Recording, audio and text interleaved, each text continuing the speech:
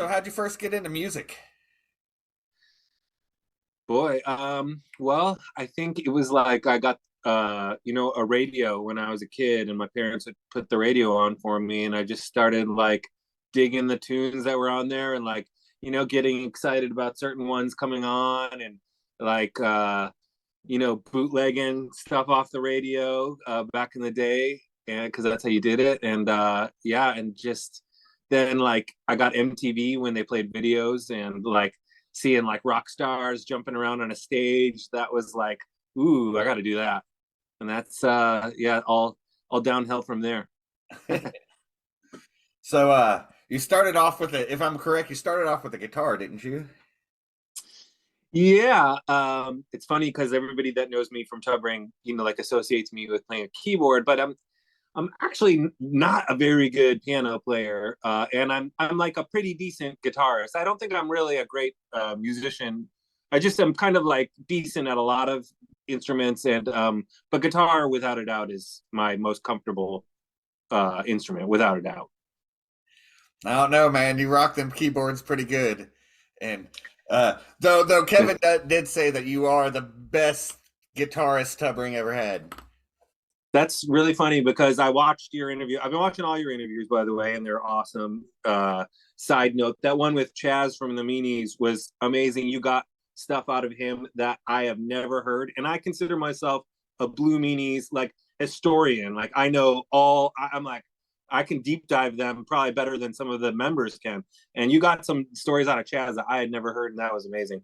But to answer your or to respond to your comment about Kevin, yeah, I noticed when Kevin said I was one of the best guitarists that Tubbing ever had. That was like kind of like brought a tear to my eye. I was like, oh, I was like, that's awesome. I'm like, yeah, felt really good hearing that. That's funny. There have been some good guitarists in Tubbing for sure, but I am like a lot of the like I mean a lot of the guitar stuff after Drake Equation I wrote most of it. I would because I write a lot on guitar too, and then like some of the more like complicated stuff, a lot of it I would play just because it was easier for me to play that than to teach the guitarist on it. So like quite a bit of the discography is me playing guitar on quite a bit of it.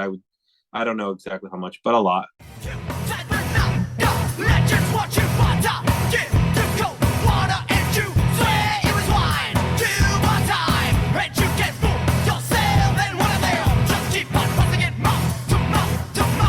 What was your first musical project?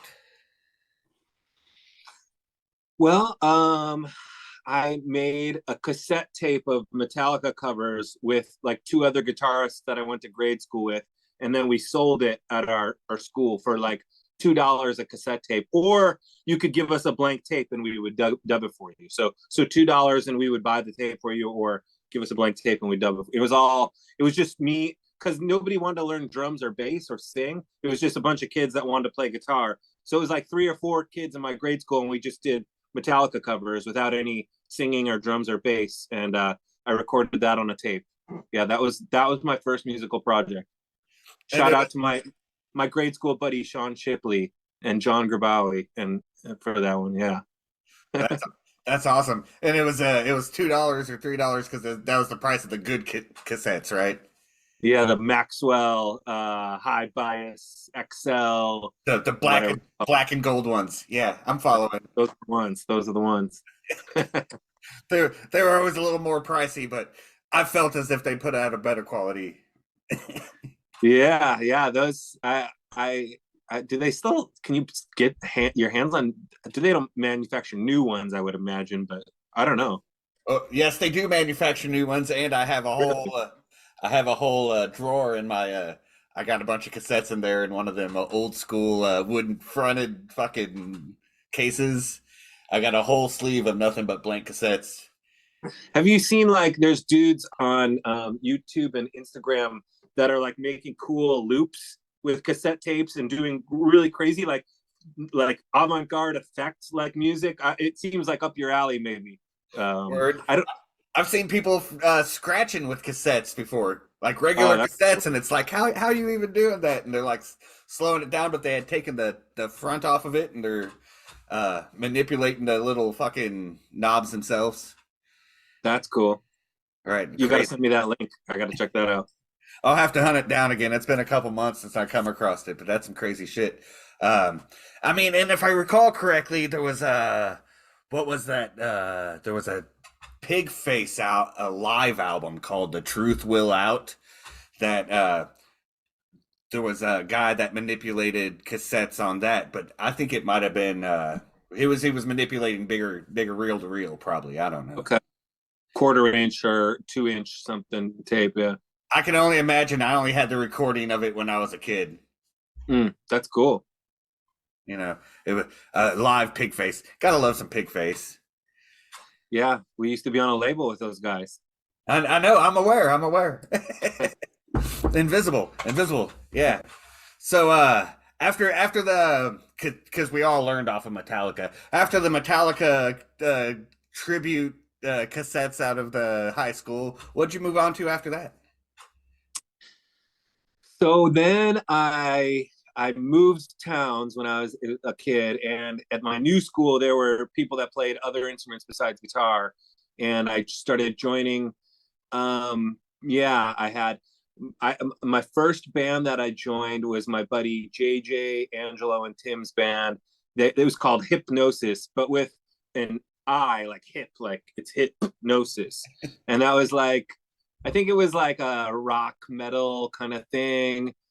And then I started a band called Liarhead, which was like a funny thing me and my brother used to call each other growing up. And boy, after that, Psychedelic Head Cheese was after Liarhead. That was a good one. Psychedelic Head Cheese, Liarhead. Then I was in my friend's band, Loaded Deck, for a little bit, and they kicked me out. I've been kicked out of two bands in my career, uh, and I'm friends with one of the guy, one of the bands still that kicked me out, and so like I give him shit about that sometimes.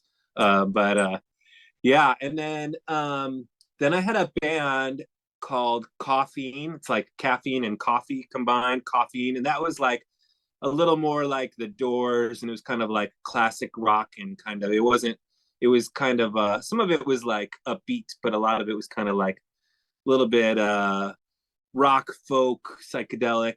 And then boy, then I was in college and I had a band in college. I can't remember their name. Where was he going to?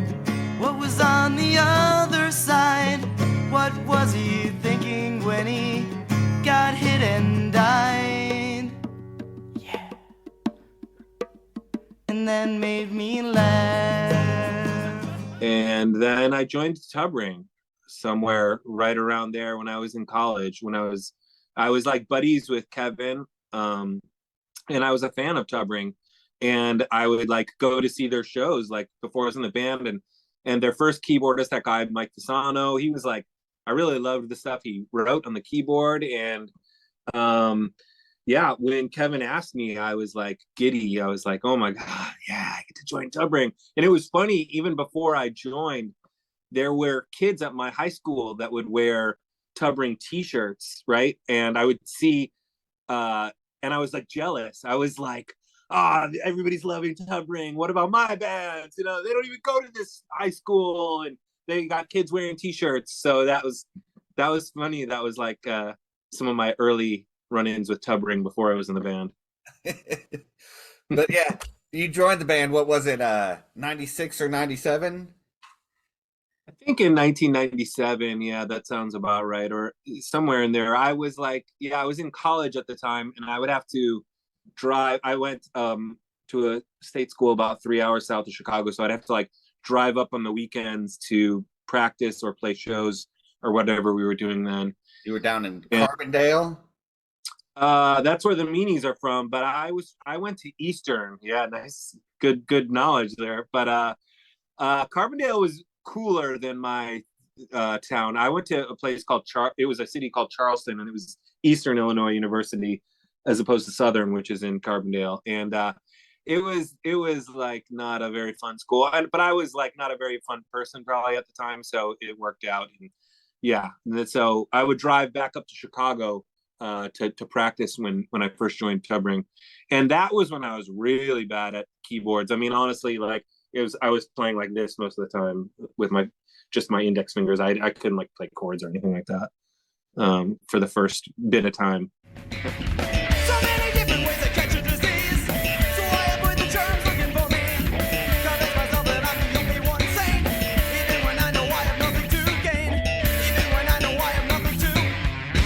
And I'll reinforce my basement. So yeah, 97. So you were on Super Sci-Fi Samurai Rockstar Ultra Turbo 2 version 3.6. Yeah, that was the first thing I played on with them, and those were all, I think most of them were songs that were written before I was in the band. I think I maybe helped write a couple, but yeah, without the track listing, can't really remember. I know there's that jazzy one somewhere on there that I did on clarinet, but most of that, yeah. I think it was called Trying to remember off memory. I love that. Yeah, who cares? But anyways, yeah, that was the first thing I played on with them. That was a great recording. Way better than Mashed Potato Etiquette. Really? Thanks. Yeah. Wow. Why do you say that? Because of the addition of the keyboard, or the songs you liked better? The song structures are getting more complex, and you can tell the songwriting is getting better. Like the direction of Tubbring was turning more Tubbring-esque. Absolutely. Yeah, you're absolutely right. And yeah, I was a fan, so I really liked that stuff, and I was like, oh, cool. I was really excited to be a part of it.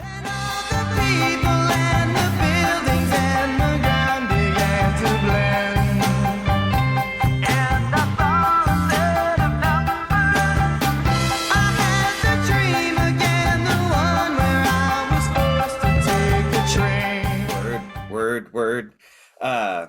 So, and then it took a while before you were in the next releases. You had 2 releases in 2001, which was Book of Water and Drake Equation. Could you tell me about those, please? Yeah, well, Drake Equation was way before Book of Water. Maybe they got released around the same time, but I'm not sure. Can't really remember. But like, yeah, Drake Equation was the next thing we did, and I know we probably recorded it, but didn't end up putting it out for like maybe like close to a year before we after we recorded it. But also, we put it out ourselves, and then shortly after we put it out ourselves, we signed an indie record deal with like a subsidiary of Invisible, which you mentioned earlier, and then it got re-released. So if you look on the CDs, it'll probably say like 2000, 2001, but we actually had a version of it before that we released on our own, probably in like 99 or 2000. I can't quite remember, but maybe that's why it seems like Book of Water and Drake Equation were close to each other, but they were definitely at least in our recording and manufacturing the initial pressings, they were a couple years apart. And Book of Water was because we had somehow I don't even know how this happened, but got signed to a Japanese label that wanted the rights to put our records out in Japan. And they wanted like something special to put out in Japan that wasn't available. They wanted to put out Drake Equation, but then they wanted, like, oh, can we get something that's just for Japan? So we gave them, a few demos and a few other things so that it was like a special thing. And that's how Book of Water came about. Yeah, they were both good. They were both great.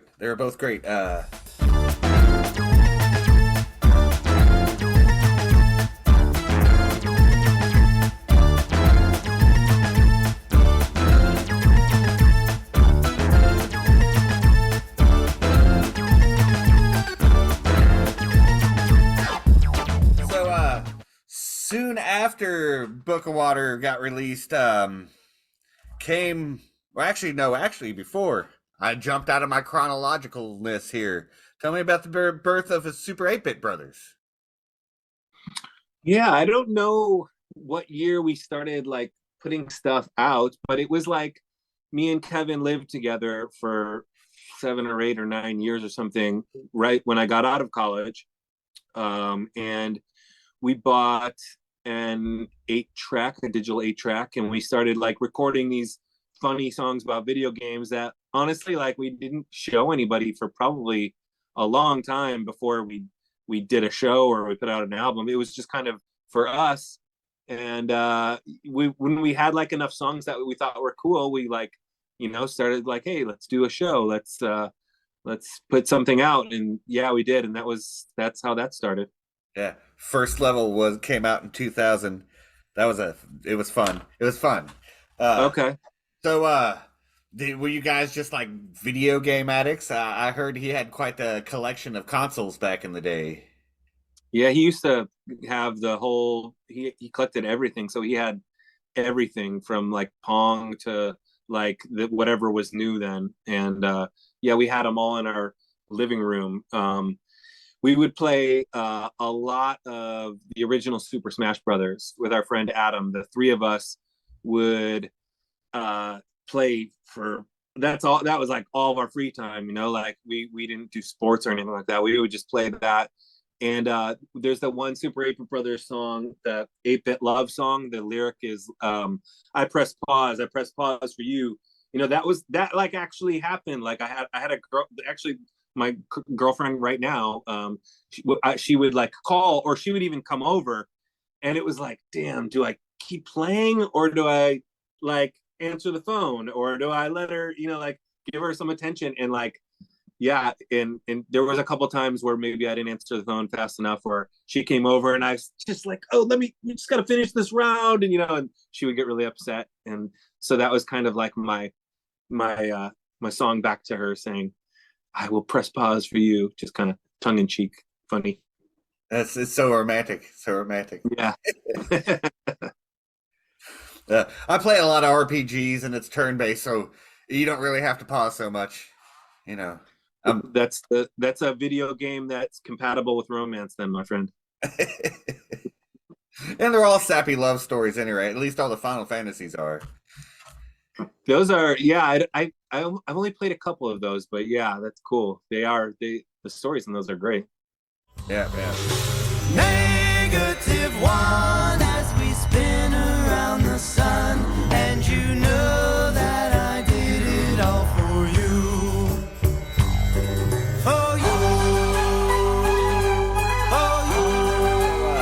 Let's get into your next release was Fermi Paradox. Let's get into that album. I fucking love that album. Thank you. Yeah, well, what do you want to know about it? Tell me what's the first thing that pops into your head when you think about that time frame? Yeah, it was we are always trying to like evolve, as a band. That was always the main thing. Like, don't want to kind of do the same thing we did on the last album, but we also, there were some like, bones that run through everything we do, and some type of soul. And yeah, I remember I think the first song we wrote on it was probably Invalid, and we were really happy with that. We felt that was like, I remember feeling so good about that song. And so, I mean, if there was like a single or something, maybe that would have been the single. But yeah, and people that we played it for really thought that was cool, but it was very different from the stuff we had done on Drake Vision. But yeah, I just remember being really happy with that. And then like, doing the new Robot song was really fun. And that was back, we did that one on tape and Pro Tools, but Drake Equation I think was all on tape. And then yeah, Fermi was tape and Pro Tools. We had like actual marimba, sitar players, everything on there. There's no like MIDI instruments on. All the strings are all like live strings, and that was fun. That was cool. And I don't know how we afforded to, or we had nice friends that would play on that stuff because it sounds great. I think the only person we paid was the sitar player, and like the vibraphone player was like a friend of mine, an ex-girlfriend of mine actually. And what else? The percussionist that came and played on it was from another friend band of ours, and Yeah, it was cool. It was a good time. Both Drake and Fermi were probably our most expensive records to record, and those both cost us a ton. Because that was like I said, a lot of it was analog, and stuff just cost so much money back then. This is like, late '90s, early 2000s, and going into a record or a recording studio was a big expensive deal. And not that it can't be now. Also, but it was like before I was producing anything on my own. It was, now I have my own studio, so a lot of the stuff we do I can take care of on my own. But those two records back to back, like, kind of, we had like a thing with debt in the band. We had like a vans that broke down all the time. We never made a ton of money, and those two records were like the first step into our financial kind of like nightmare that we found ourselves in like years later. There was an average Monday, there was a movie star, there was a man with a gun, there was a getaway car, there was a moment's confusion, when all hell broke loose, there was immediate action, there was nothing left to do. Well, let's jump into Zoo Hypothesis. I fucking love that album. It's a lot heavier, a lot more driving. Whose idea was it to put Pie in Alexander? The musical Pie? Yes. Yeah, that was me. Kevin has a lot of like cool themes to his lyrics, and I think part of what makes our like collaborations so fun is I try to feed off that and kind of like throw him stuff like that back. And even when I'm doing lyrics on some of the songs, he does most of the lyrics, but I do a bunch of them too, and or help him. I kind of try to get inside his brain a little bit, because he's got such interesting ideas to that, and so I don't remember exactly how that came about, but I just thought like we gotta like give Kevin something musically back to what he's been giving, thematically with his lyrics, and that's how that happened. Although then he wrote a song not about science. That song has nothing to do about science. So yeah, I don't know. It works great though. Definitely one of my favorites. Yeah, I fucking love that. And I didn't even realize it until I saw Tubbring live, and we said something to him about wanting him to play numbers, and he's like, no, but we threw Alexander in there, and that has Pie, so, and right, and then that's when I realized it, and I was like, oh shit, that's fucking genius. So good job, man. Thank you. Yeah, that was a fun one. That's definitely one of my favorite Tubbring songs too. That's a good one. Yeah, fucking great stuff. That was maybe the first song we wrote for Zoo. How about this is actually Alexander Charge, if I'm not mistaken. Word, and you perpetuated the robots. Yeah, that was I think Kevin kind of did that. That like on the second one, not like we didn't intend to write a second one, but then when he wrote those lyrics, we kind of like leaned into it, and so then in the third one, we knew we wanted to lean into it even more, and that's how that third Robots came about. Word. You look like you need a good talking to about the way things are and the words about. And I think you should take a little time off to reflect upon your goals and to work things out. But not planning, nothing like that, to the point I don't approve. 2005, I guess a lot of crazy stuff happened. Kevin said you were about to break up the band. Like 3, 2, 1, activate. What's the story? 3, 2, 1, activate. He said I was going to break up the band. No. He said that Tubbring was no more, and that you guys were now 3, 2, 1, activate. So what's going on there? Well, I think the best way to like say it was like we were having a good time touring with Tubbring, but then like two of the guitarist and the drummer were gonna quit, and so like we were kind of getting new members one way or another, and our situation with Jason, our bassist then and now, was like on the fence also. And so I think it was like we just wanted to try something different. I was listening to a lot of like pop like music and a lot of like indie rock stuff at the time. And Kevin also was probably listening to stuff a lot different than Tubring's kind of core soul. And I think we just wanted to try something different. And another part of it, I remember, and I remember in Kevin's interview, he mentioned the manager that we got and gave us some money to work on it. But, you know, it was like, we were avant-garde, right? For Drake, Fermi, Zoo. We were an avant-garde band, you know, like kind of freaky, flipped out punk rock with lots of genres spliced into it.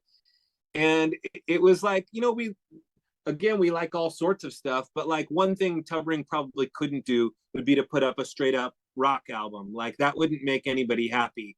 But like me and Kevin wanted to make a rock album, you know, or be in a rock band, just a straight rock band where there's not so many twists and turns, but you're really focusing in on cool riffs, cool melodies, you know, like that's the focus, not necessarily surprising people all the time. And so I think that was just kind of the flavor for us at the time. And that's what we wanted to pursue. And another thing was like, you know, as a musician, you're always like, when am I going to be able to pay the bills with this stuff, you know? And it was like, well, maybe if we kind of started throwing some fastballs instead of some curveballs, maybe we could like afford to like not have day jobs. And that was probably a bit of our thinking at the time. But you guys wrote a whole series of songs, and only a couple of them got released, right? You got, let's see, what was it? Dynamite. Now it's, and then you had the two songs that were on Alter Egos, right? But like, I think Charismatic Smile was also a 321 Activate song. Yep. But then you got great songs like Pins and Needles that were never released, or The Only One. That was a great song. That's so funny. I just heard The Only One on there's that guy's YouTube channel that has all of the Tubring rare stuff. And I mean, I go through it and like went through it recently, and a lot of the stuff I didn't even remember till I'm like listening to it. I was like, whoa. And that one especially, it's like, wow. I was like, that's like some great melodies. And I don't know that it fits, but I told Kevin, I was like, man, there's a way to bring a couple of these back for new stuff that we are working on. But thanks. That one, that's a fun one.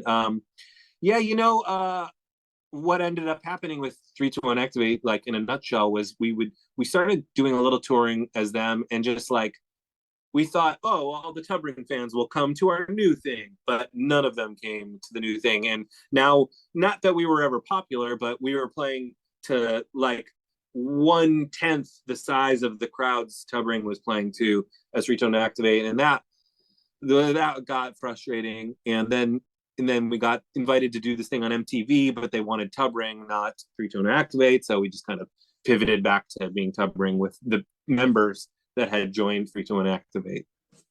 Yeah, I'm just sad to see that some of these these good songs were not developed and recorded, because all we really have is that you did something for WLUW.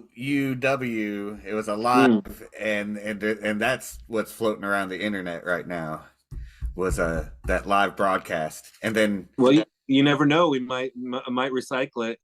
It's if a good idea is a good idea, you know. But yeah, we'll see. Thanks. I'm surprised that you know all that stuff. That's some deep dive stuff, man. Yeah, well, I'm a huge fan, man. You know, I've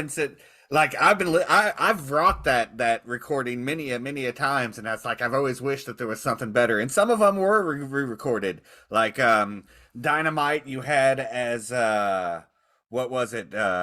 It was the iTunes exclusive when you released Great Filter. If you were an iTunes member, you got the Dynamite.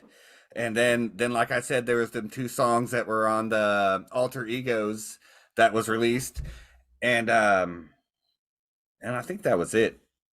I think that sounds right. There was the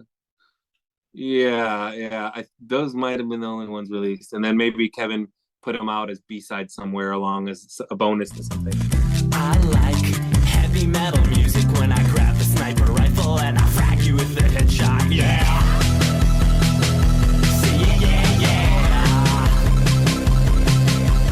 But got us all distracted. Tell me I about think that's my fault.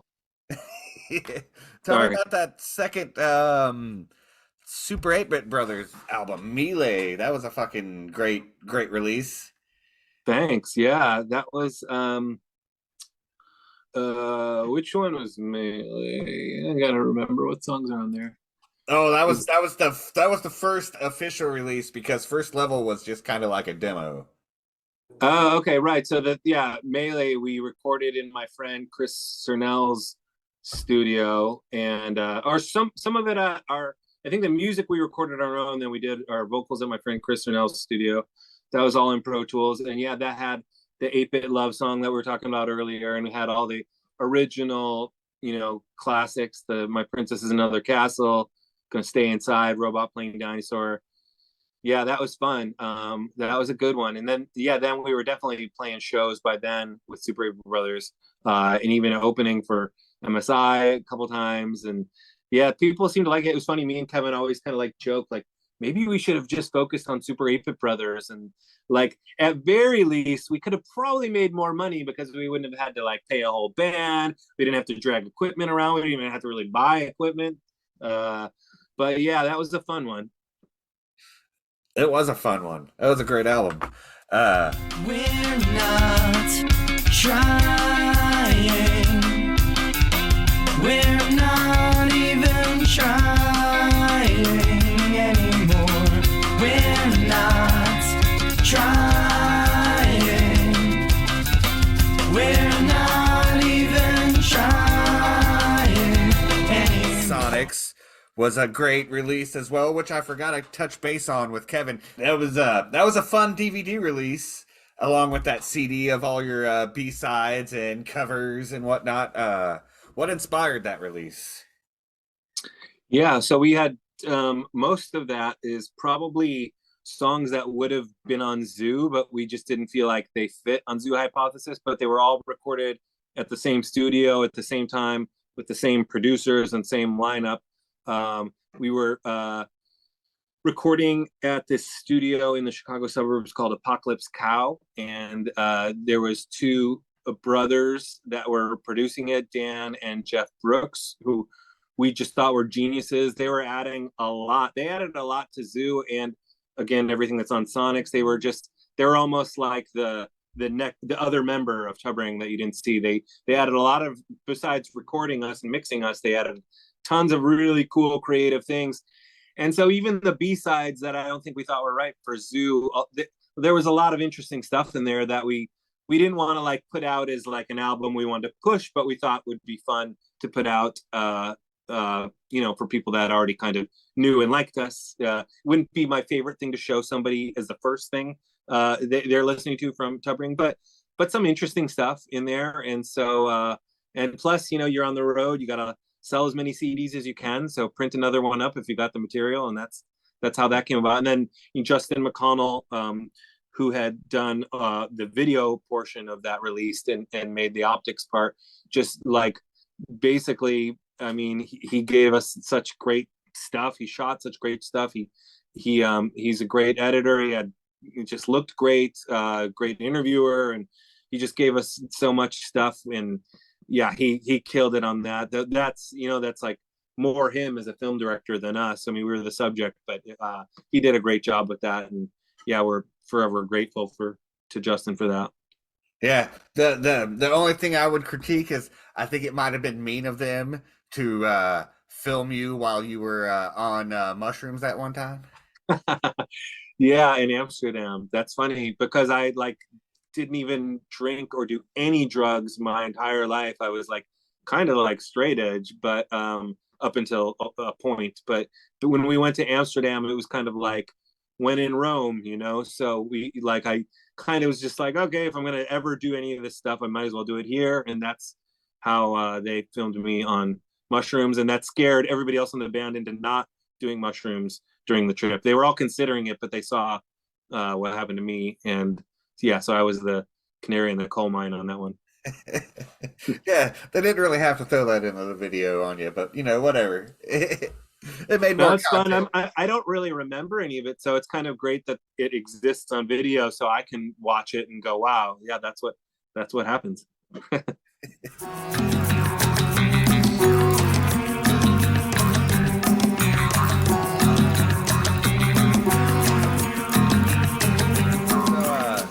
So let's move on to also in 2005. You had a bunch of shit going on in 2005. No Eyes. No Eyes came out in 2005. Tell me about that. Yeah, well, that was also recorded at Apocalypse Cow with Jeffrey and Dan Brooks. And yeah, that was like I was writing a lot of like stuff that I didn't think was really right for Tub Ring. That I kind of a lot of it I liked just as instrumentals and Tub Ring can do a lot of things, but I don't think an instrumental is right for Tub Ring really. So I had all those songs and they kind of had a spaghetti western vibe. And so I, thought it would be cool to like put it out, to like record it and put it out, just kind of a theme album. And yeah, the title No Eyes came from me and my roommate in college used to joke around about like we should start a noise band called No Eyes Noise, like No Eyes Noise, and that was kind of like our little inside joke. And I always kind of liked that No Eyes, and it kind of that's how that one came about.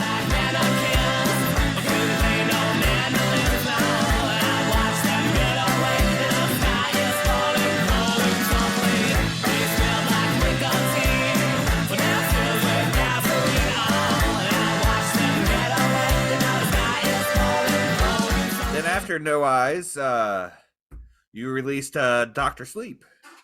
Tell me about that one, because that one had more vocals on it. Yeah, I think that was also recorded at that same studio, the same producers. That was like, I think I used to sing in some of my high school bands when I was younger, and I kind of stopped singing a lot when I was in Tub Ring. I, did background, and I just kind of felt like I wanted to like be a frontman again for a couple songs, and that's how I made that EP. And again, it was like stuff that I didn't really think was right necessarily for Tub Ring, and I just write a lot of stuff, so it's like when I had a bunch of songs that kind of sounded cool together, I thought, yeah, make a little EP, put it out, and hopefully one of these will pay the bills one day. Yeah. Like I said, that's a lot of releases for 2005. You were working with 321 Activate. You had the Sonic and Optics, No Eyes, and Melee. That's a lot of songwriting and releasing in one year. Following it up with Doctor Sleep, which you said it didn't quite fit the Tub Ring, but yet the Uninitiated did make an appearance as one of the downloadable songs on the liner notes of Great Filter. Yeah, I think Kevin I think wrote that vocal to that song after I put it out, and it sounded so cool. It's like, oh, okay, let's put this out too. Yeah. That was the one of the liner note hidden songs off of Great Filter, as well as the Heathens, which I think should have made the album itself. Yeah, Yeah. that one's cool. Yeah, I think we all kind of thought that afterwards, like we should have put that song on there. That was fun. It was okay. So that's another one that I played all the guitar on that demo. If you've heard the demo of Healing, and I think there's like 5 guitar lines playing in harmony and complementing each other, and it's pretty damn complex. Like even for me, and it was like I think we were gonna try to record it in the studio, but then I was like trying to teach the guitarist all this shit, and it was like impossible. It was like there was so much stuff happening, and it sounds cool in the demo, I remember, but it was just like it would have taken us like twice as many rehearsals just to get that song down to get into the studio with it. And I think that was like the barrier for that one being on there. But maybe that's one of those ones we revisit because you've mentioned that, and I've heard other people say they liked it a bunch, and that there is. But now the problem is, how do I relearn all that craziness that I played? And I don't even think I have that hard drive anymore. So like, Yeah, that's also kind of like a scary task. But maybe, yeah, we'll see. Yeah, I fucking love that song. I love that song.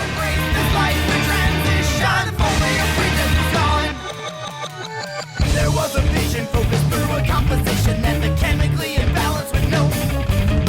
And over they said it's over and done with, and then the choices of the few made it so.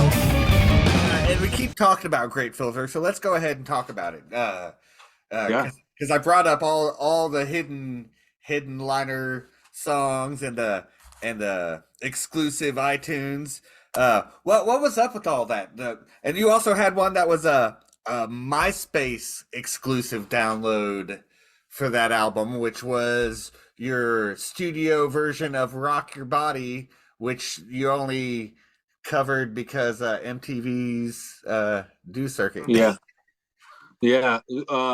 I don't remember. I don't remember that was like a MySpace only thing, but that's interesting. It's a blast from the past. Yeah. So yeah, I don't know what. So what about the Great Filter? That was we had written, and as you know, like there's tons of demos and stuff that didn't make it on that album. There's probably like 3 times the amount of songs that are on that album that we wrote for that album.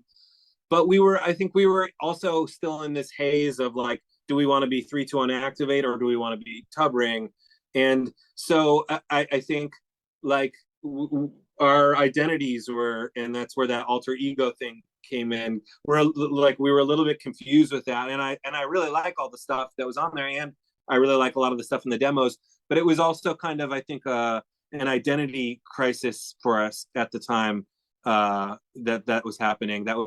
But also that album was the first time a label had paid for us to make an album, and to me, I felt like I won the lottery. I was like, that was, instead of me having to, like, me and Kevin were always putting recording costs on our credit cards and going into debt and paying interest on those stupid credit cards, and this is the first time somebody actually fronted the bill. So like that was like check mark off of one of my bucket lists of to do. Somebody else paying, another guy kind of paid for some of the 3-2-1 Activate stuff, but this was like the first time a label dropped like a chunk of change in, and we spent every dime of it, of course, and probably a little bit more. But it was like that was the first time I think I ever had gotten paid to do music, like in a real way, to like create something.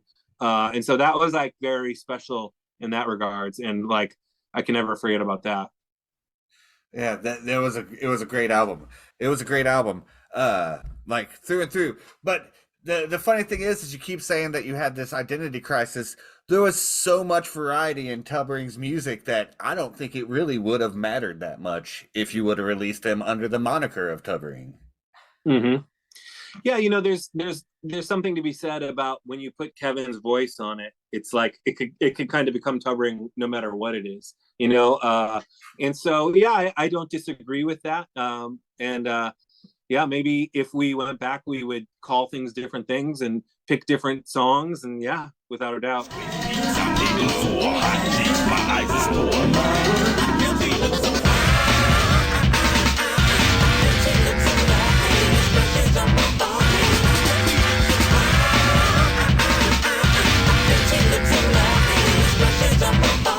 The band Edison's Arm that you were a part of. I know I have some recordings, but I don't have the complete release, and it's hard to find any kind of information other than a little bit on lastfm.com. Mm-hmm.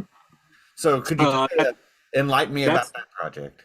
Yeah, that's news to me, and I don't know where to find that stuff either. That was me and my friend Chris Shern, who was the singer of a band that we used to play with called Stuck Underwater, I think. And we were both like listening at the time to like a lot of like the indie electro rock stuff that was happening then, and he's a really great singer, and he was like, Kevin's an awesome singer. But I would define Kevin as a rock singer, although his range is massive. But my friend Chris is like a soul singer, and kind of I was trying to explore a little bit of soul with kind of hip hop beats and sampling instead of necessarily like a live band feel. And that was like a really fun project, and I actually really love all those songs. I they're somewhere, and I heard them not too long ago, and I think they were all pretty cool. And that was a fun thing, and it probably would have kept going had I not moved to Los Angeles in 2011. We probably would have done more of that. But it was just really hard when I moved to Los Angeles. I had to like focus on what I'm doing in Los Angeles, and then maybe a little Tubbering and a little Super Aver Brothers too. But yeah, that Edison's Arm was kind of a casualty, I think, of me moving to Los Angeles. But definitely a really fun project that I look back on fondly. I'm a space invader, a flight simulator, lost arc raider, action in the elevator, outer space, a mega race, a 2600 red. The pictures are not your best. I'm trying, but I confess. The truth is I'm searching to find your location and finally to hear you and your explanation. Let's close out this chapter and put all the voices to rest. Your next release was Brawl. That was fun. That was a fun album. Thank you. I think of all the like albums I've made in the last like 20 years, that one's maybe one of my favorites. That and Secret Handshakes, those are definitely two standouts, and we did those pretty much at the same time.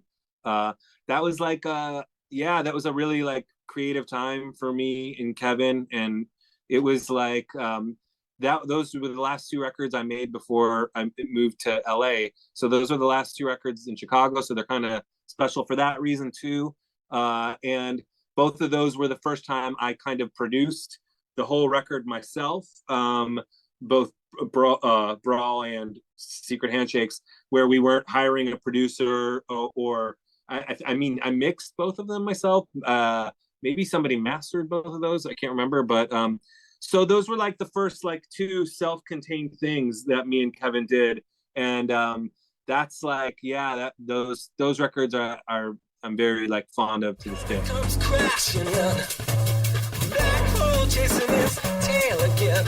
Take all our cities to burn. Self-preservation, a lesson to learn. There's something in the air tonight. Word. My only critique of Secret Handshake is,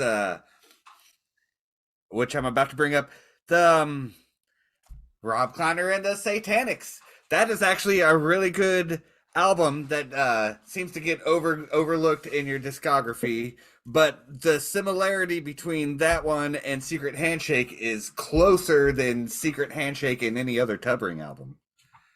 So you're saying the Rob Kleiner and Satanics is closest to Secret Handshakes?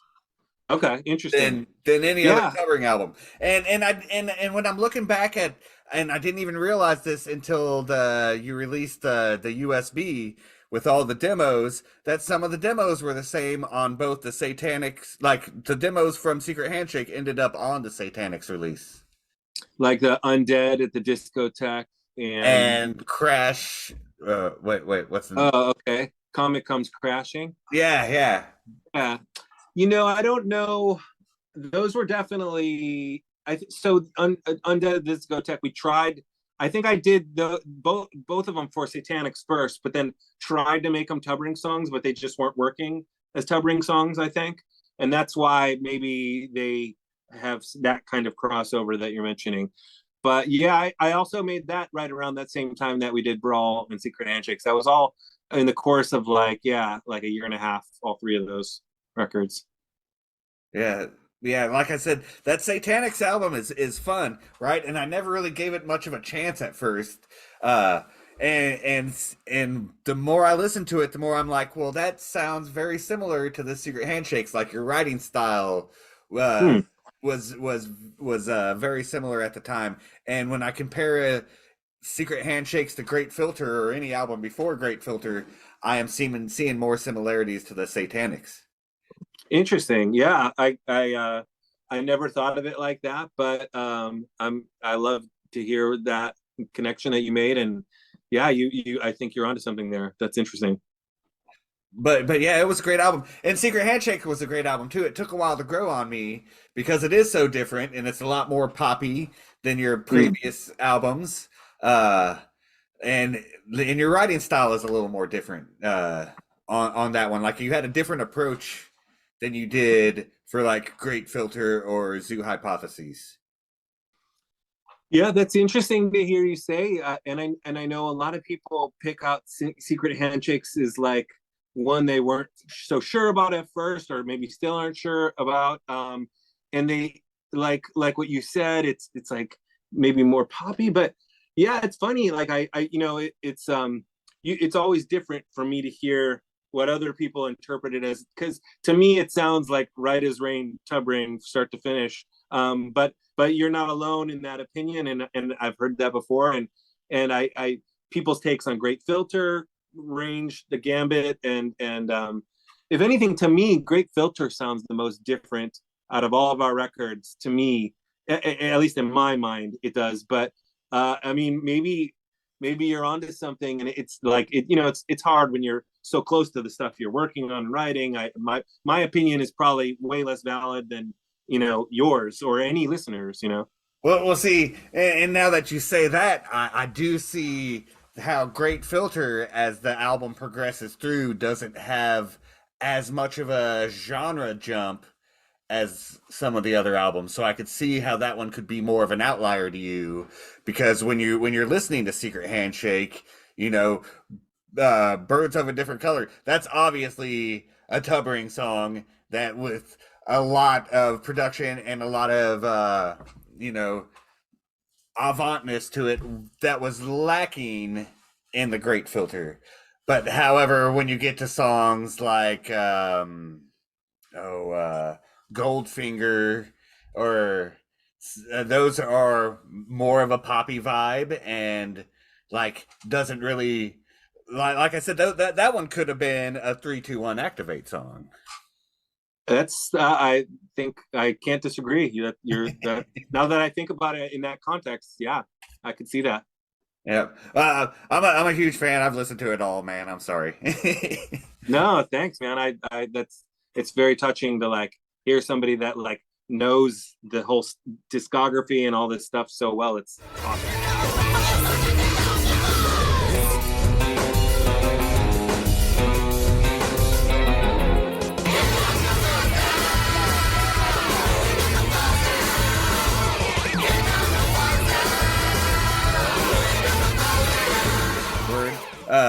So let's move on to let's see what was next. The remix Velocity of Progress, which took me a while to acquire. That one was the one, like, because you didn't have it on any streaming platform, and you could only buy it for a short for like, I don't know. I just seemed to miss out on that one for a while. Mm. It wasn't. Yeah, that was just. Yeah, that was like all of our friends, literally anybody that wanted to do a Tubbering remix, we let them do it and put it out. I mean, there might have been one or two things we got from people that we left off for whatever reason, but maybe it might have been literally anybody that wanted to do one. We put it out, and yeah, that was just like a fun bonus thing. We were by that time, I had my own studio, so I could send people the files. It's not like we had to go down to the studio and pay some guy to make us remix stems or anything like that. So yeah, that was just having fun with some of our friends and whatnot. Don't take me back to the start. Don't take me back to the start. Don't take me back. Don't take me back. Don't take me back to the start. Don't take me back to the start. Don't take me back. And another one that got overlooked by, it seems like everyone seemed to overlook Strife, the Super 8-Bit Brothers Strife. Like, somehow I didn't even know about it for like 3 or 4 years after it came out. And I was like, when did this come out? Tell me a bit about that one. Yeah, well, we probably just dropped it, and like as a we didn't promote. You get to a point when you're putting out music like independently where it's just like fun to put out music, and like you don't want the stress of promoting it or all the work that goes into you know, like even touring on it. And so that's, you know, probably why a lot of people didn't even know we put out Strife, and maybe why it took a while to find it. But yeah, that was like, I think me and Kevin recorded that half in Chicago, half, that's when I got to LA. That was like one of the first things of my own that I was working on when I was in LA. And I can't remember if we did Kevin's vocals remotely, or if he came to LA and did them, or maybe we recorded a lot of his vocals before I left from Chicago to LA. But yeah, that was like kind of a continuation of Brawl. It was kind of like I was probably using a lot of the same sounds and like kind of in that same creative space. And yeah, that's a fun record too. I really like it. It's like that and Brawl are like just, yeah, fun. There's not a track on either of them that I don't like listening to, and I am very harsh critic on my own stuff. There's like 90% of it I don't want to listen to, but I could probably go back and listen to anything off Brawl or Strife and be pretty happy.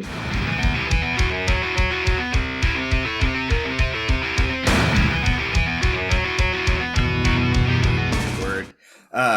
But you moved to LA, right? And started mixing, mastering, and producing all sorts of stuff, right? The list is ungodly.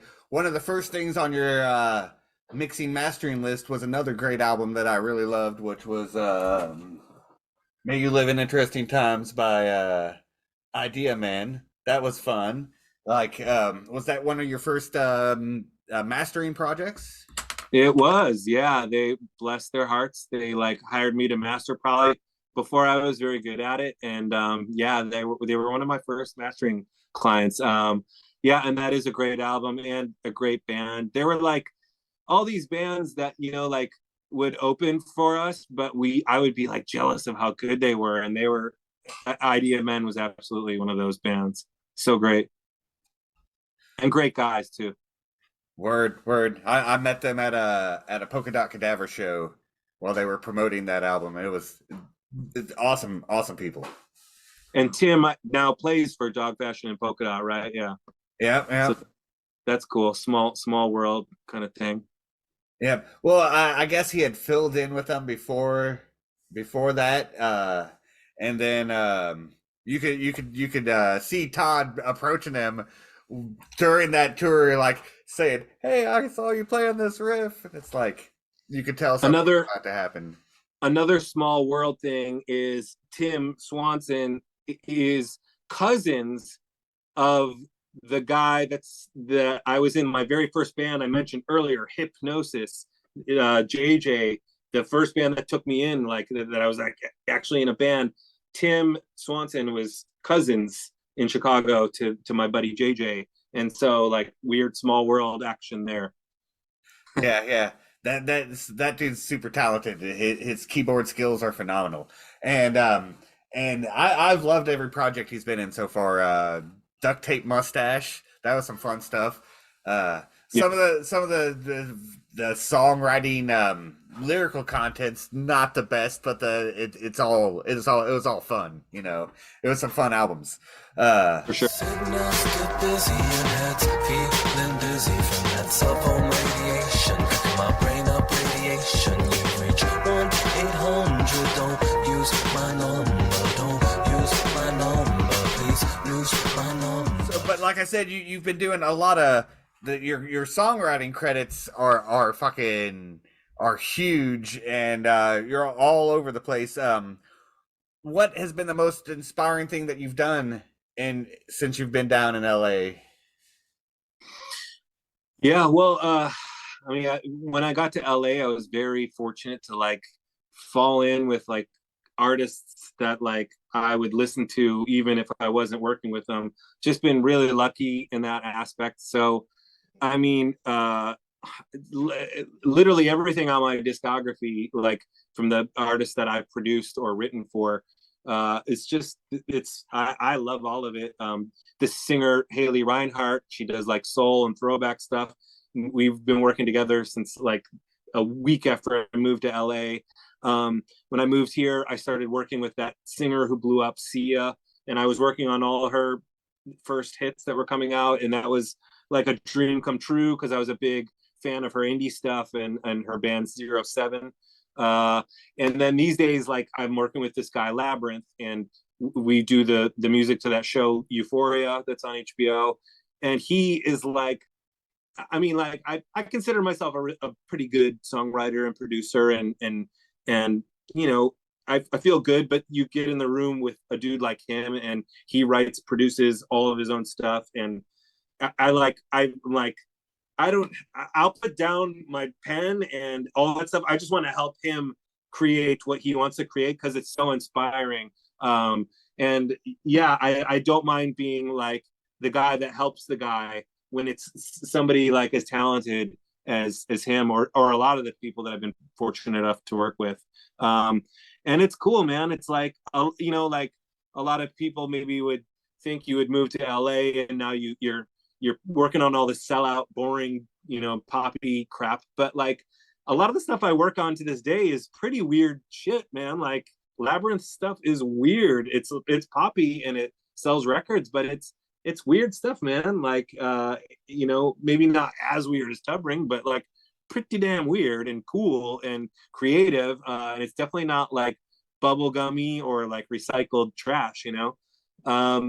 So yeah, I mean, honestly, like I said, I've been really fortunate since moving to LA, and the stuff I'm working on now is some of my favorite stuff I've ever worked on. And as mentioned, me and Kevin have been working a lot lately. We did like 5 Super 8-Bit Brother EPs last year. And this, you know, right now we're working on new Tubbring stuff, which has been really fun.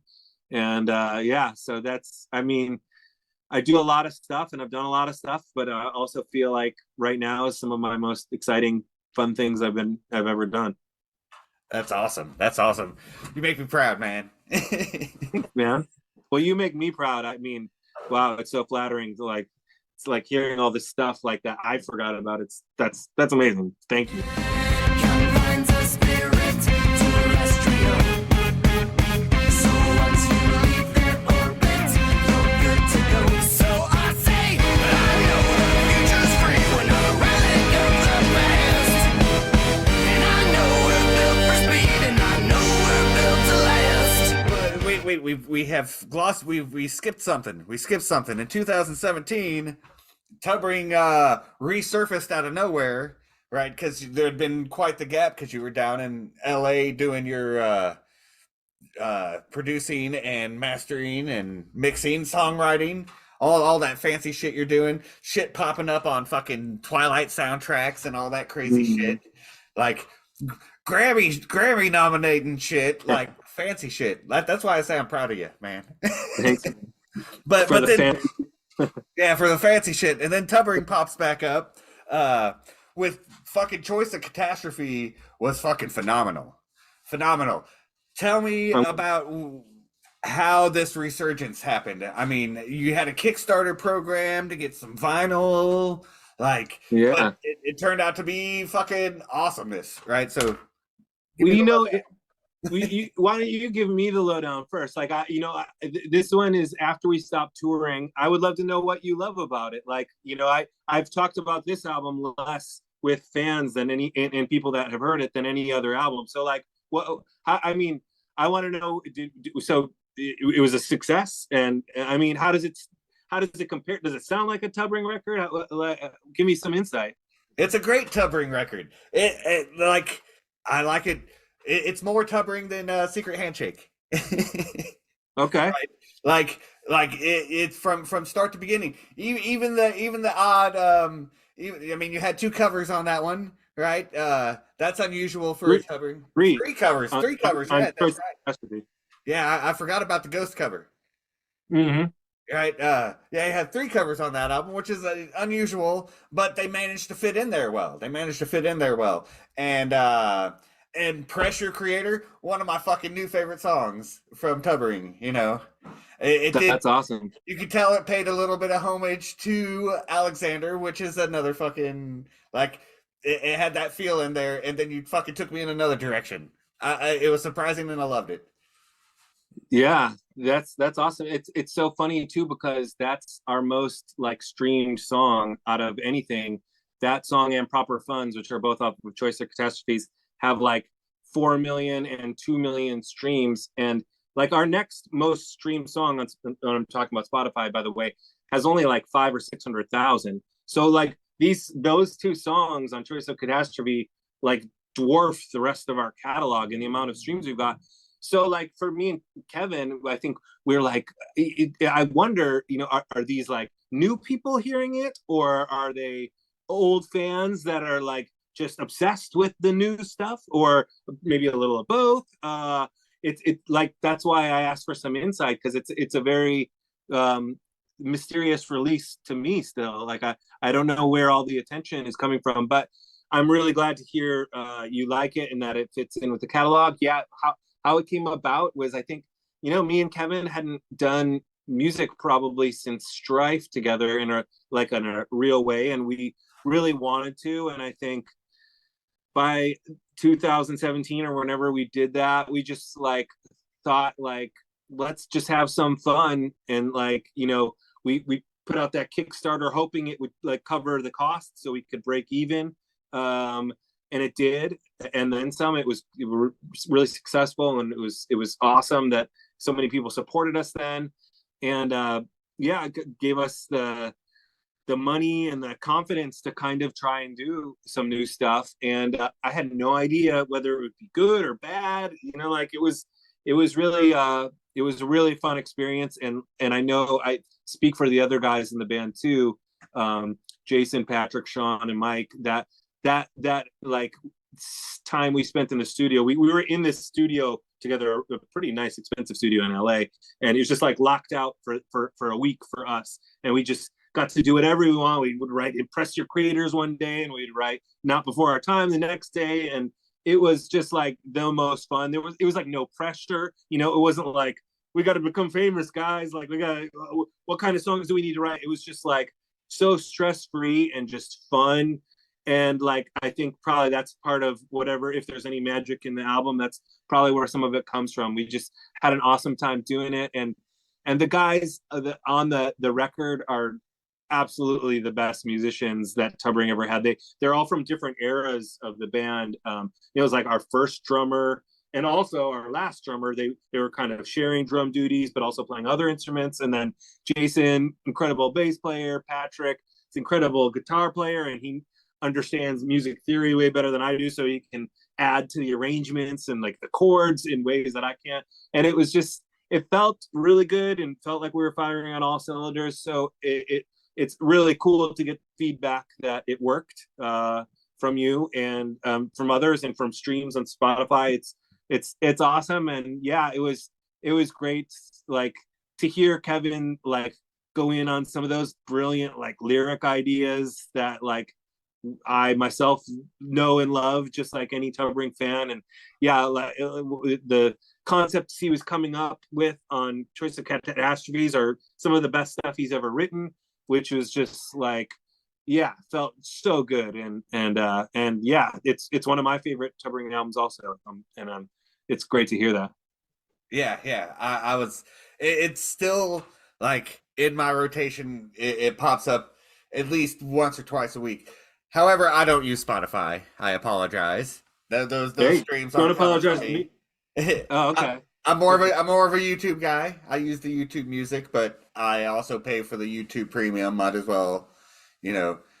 Gotcha. You know, I ran this by Kevin the other day. I was thinking, like, what if we dropped a new song as an NFT? Would that piss our fans off, or would that be cool? Where do you weigh in on that? I am gonna not weigh in on that one, right? Because I don't know how I feel about that. Neutral. Yeah. An NFT, huh? Well, see, because I think I might be upset about that, because here's the thing: is this Patreon thing's been pissing me off lately, because I love so much music. There's so many bands that I fucking love, you know. And then nowadays I have to pick and choose which bands I love more so I can get that exclusive content. Like Melt Banana has a bunch of new stuff up on fucking Patreon that you can only get if you're a Patreon member. I love Melt Banana, but I'm not hearing any of this new stuff because I can't afford to give them $5 a month, right? So you feel like alienated because they've chose to release stuff on that platform, which you're not a part of. I get it. Yeah. Okay. And it's like I can't like I love Melt Banana, but like say a fucking Sleepy Time Gorilla Museum and all like Polka Dot Cadaver and Blue Meanies and all these other bands, I can't afford to give them $5 a month each just to Yeah. so like this Patreon, I like the concept and I appreciate how it's helping artists, but when they're releasing exclusive songs, I feel alienated because you know Yeah. I'm a completionist and I can't complete. Yeah. And I think that's the thing for a lot of artists. They're afraid of alienating their audience, and it's like, is this cool to do it this way, or is it cool to do it that way? And it's like, how do we monetize this? Again, it's like, how do we pay our bills? How do we pay for the recording that we made? And it's like, for instance, we didn't want to do another Kickstarter. We're working on new music, but like feel like another Kickstarter would be like milking it a little bit from the people that like, and we don't want to do that. Like it's like again, I have my own studio now, so our costs are way down, and we're in different places in our lives now. So now it's a lot more feasible for us to not have to worry about that side of it. But it's a discussion. Like, do we do another Kickstarter? Like, ultimately, no. But it's tough. It's tough on artists these days in that regard about choosing platforms and choosing how they're going to release stuff. Now, see the Kickstarter. I don't mind so much because then that content's eventually gonna get released for everyone to hear it. They're just asking for their hardcore fans to pitch in a little bit, and then they get a little kickback. See, the Kickstarter helps supply some merch money, like, so when you do release an album, you get to release some t-shirts with it or something like that. There's a band called, I don't know if you heard this band yet, called Major Parkinson's out of I want to say Norway.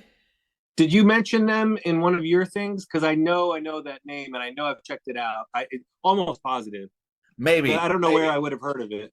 Right. They're a little all over the place. They started off very, I almost want to say a mixture between Tubbering and Cardiac-esque, right? But their newer stuff seems to be more synth pop. I don't know. They made an interesting progression, but they're very proggy underline. But every time they release an album, they do a Kickstarter, but they release a Kickstarter theme song for that particular album that cracks me up every time, That's funny. So, but I never get the exclusive Kickstarter merch, but at least I get to hear the music when it's released, That's why I don't mind the Kickstarter, but it's, good feedback. Yeah, it's interesting to hear different people's perspectives on it. I think for us as an artist, it's always like, are we kicking our fans in the gut by doing this? Or how many times do you go back to the well before it's dry? Like, well, will anybody even participate if we do one? And kind of have those fears and those anxieties about doing it that way. I mean, I figure as long as you're not plugging one out every year or two, you should be good. Look at Sleepy Time Gorilla Museum. When they were free Salamander exhibit, the bus broke down and they used a Kickstarter to get the bus kicking, and they got enough extra money to start Sleepy Time Backup. And then they did another Kickstarter with Sleepy Time Backup a couple years after, to get enough money to finish all those recordings and get do the tour. And now we got Sleepy Time Gorilla Museum again, all because of a couple Kickstarter programs. And that's one of my favorite bands. The compositions that those guys come up with are fucking brain numbing, It's like, how the fuck did they do that? It was awesome touring with those guys. On our tour, when we had like a day off in Chicago, and they all came to my apartment in Chicago in Edison Park, or near Edison Park, and it was like, they're very down to earth dudes. I know they have a very like intimidating stage persona, but very cool guys. But I'll never forget them all hanging out at my apartment on this day off. And I lived the apartment was in this like 100-year-old house actually that my grandpa owned, and the cicadas in Chicago were out. and they were, I don't know if you've ever heard those. From the Midwest, you probably have. Every 7 whatever years, and they come out, and they're like deafeningly loud, and especially in this place that I was, because it was kind of in this like very like tree canopy kind of like area. And I remember them, they were like just enthralled by it. They were like loving it. They were, I think I don't know, maybe they wrote songs about it later. Like they seemed very inspired by it. And we were talking about the cicadas quite a bit when they were there. There is a song called The 17-Year Cicada that Sleepy Time Gorilla Museum released. It could be based on that event. Oh, I'm going to get me some royalties tomorrow. I'm going to make a couple calls. That's awesome. That's awesome.